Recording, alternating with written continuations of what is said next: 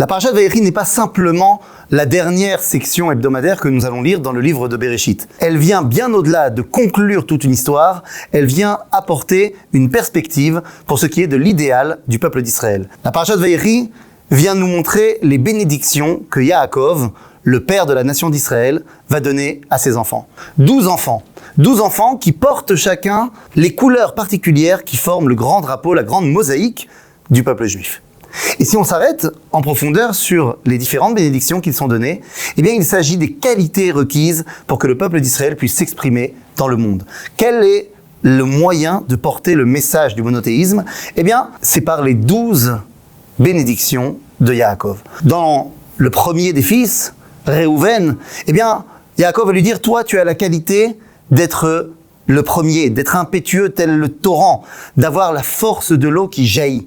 Tu es celui qui est capable d'avancer, d'être celui qui va faire démarrer le processus, même si des fois tu manques un petit peu de discernement, un petit peu de retenue. On a besoin dans le peuple juif de cette force qui est capable de mettre en mouvement les choses. Ensuite, on va parler de Shimon et Lévi.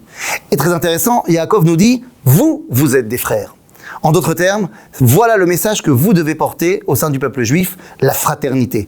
Mais attention, le problème c'est que vous êtes également extrêmement fort et extrêmement déterminé quand il s'agit de l'honneur du peuple juif et de l'honneur de Dieu. Lorsqu'on porte atteinte à ces deux dimensions-là, vous êtes prêts à sortir en guerre, vous êtes prêts à tout casser. Et quand vous êtes ensemble, je ne suis pas capable de vous gérer, de vous canaliser. Donc, nous dit Yaakov, Besodam al tavonefshi. Lorsque vous êtes réunis, vous êtes incontrôlables. Mais j'ai besoin de votre énergie. J'ai besoin de la fierté d'appartenir au peuple juif et également de la fierté d'être soumis à Dieu. Donc, je vais prendre votre énergie et la disséminer un petit peu partout dans le peuple juif. Achalkem be Yaakov, ve'afitzem be Israël. C'est pourquoi d'ailleurs la tribu de Lévi n'aura pas d'endroit où elle pourra s'exprimer, elle sera éparpillée dans tout le peuple d'Israël. Ensuite, nous allons avoir Yehuda. Yehuda, sa qualité première en tant que chef, car oui, c'est là qu'il va être désigné officiellement par Yaakov comme étant le chef d'Israël. Mais alors, quelle est la qualité première du chef d'Israël? Ata yoducha achecha. Tu es celui qui fait consensus, qui est capable de réunir le reste des tribus autour de toi. La qualité du chef est d'être justement celui qui est capable de rassembler. Mais quelle est ta qualité intrinsèque? Eh bien, au-delà de cette force de rassemblement, tu es également un lionceau, un lion, et j'allais même dire le roi lion. Tu es gour, arié, et tu es capable aussi de devenir la vie. Cette capacité de patience pour évoluer, eh bien, c'est une qualité essentielle du peuple d'Israël. Et puis, nous allons également avoir Dan. Dan, Yadinamo. Tu es la justice. Tu es celui qui fait appliquer la loi. Car oui, un peuple qui n'est pas capable de faire face à une véritable justice, eh bien, ne sait pas où il va. Mais attention, cette justice, c'est bien beau de la faire appliquer, mais elle se base sur quoi? Issachar. Issachar, tu es Chamor Garen. Tu es celui qui est Rovetz ben Amishpetaim. Nous disent nos sages, tu es celui qui va être dans l'étude de la Torah.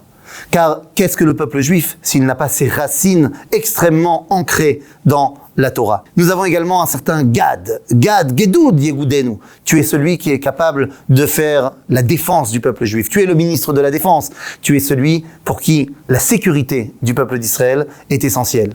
Et puis nous avons un certain Naphtali. Naphtali ayala shelucha, anoten imre shafer. Oui, je regarde dans le vide. Je suis celui qui a une inspiration. Naphtali, c'est celui qui met la culture, qui met la poésie, qui met l'art au centre de son débat.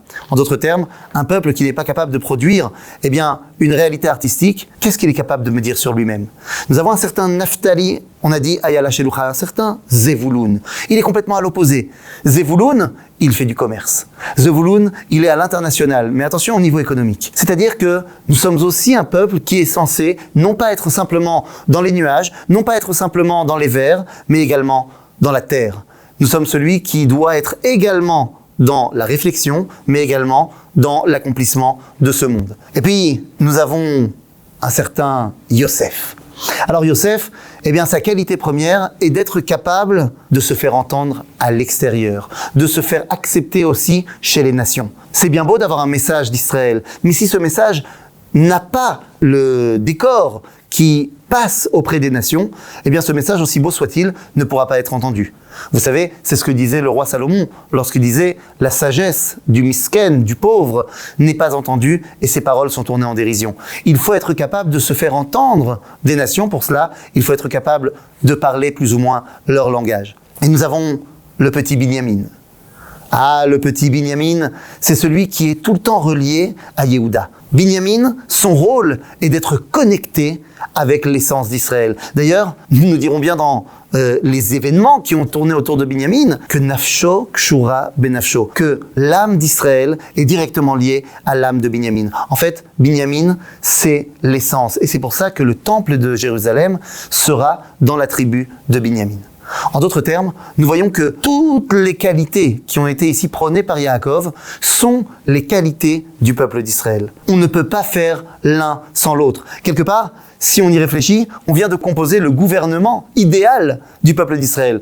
Dans une époque comme la nôtre, où la politique semble avoir atteint ses limites, où on ne sait pas vers qui se tourner, eh bien, peut-être que revenir à l'essence même de ce qui est le gouvernement idéal prôné par Yaakov, c'est-à-dire les 12 qualités du peuple d'Israël, eh bien, c'est ça qui doit former notre identité. Et attention, Yaakov terminera en disant « Ish kebirchato berachotam ». C'est la Torah qui dit cela, que Yaakov les a bénis, chacun selon sa bénédiction. En d'autres termes, je ne peux pas faire sans tout le monde. Car chacune de ces qualités-là est très forte, mais si elle est prise seule, eh bien, elle devient une déviance. Elle devient quelque chose qui est manquant et qui est dangereux. Et oui, prenez quelqu'un qui serait un fanatique religieux, mais uniquement fanatique religieux. C'est extrêmement dangereux. Quelqu'un qui serait la justice, c'est moi, et il n'y a rien d'autre. C'est aussi également très dangereux. Quelqu'un qui n'aurait que la tête dans les nuages, eh ben, c'est extrêmement dangereux, tu ne peux pas être concret. Mais quelqu'un qui ne serait que concret, ne saurait pas vers où aller. Les 12 tribus d'Israël forment cette mosaïque. S'il manque une pièce, eh bien c'est l'identité d'Israël complète, le message d'Israël, le message du monothéisme qui est tronqué. En d'autres termes, le Sefer Bereshit, le livre de la Genèse, se termine en disant quelles sont les différentes pièces qui vont permettre de former un puzzle qui a pour rôle d'avoir un message pour l'humanité.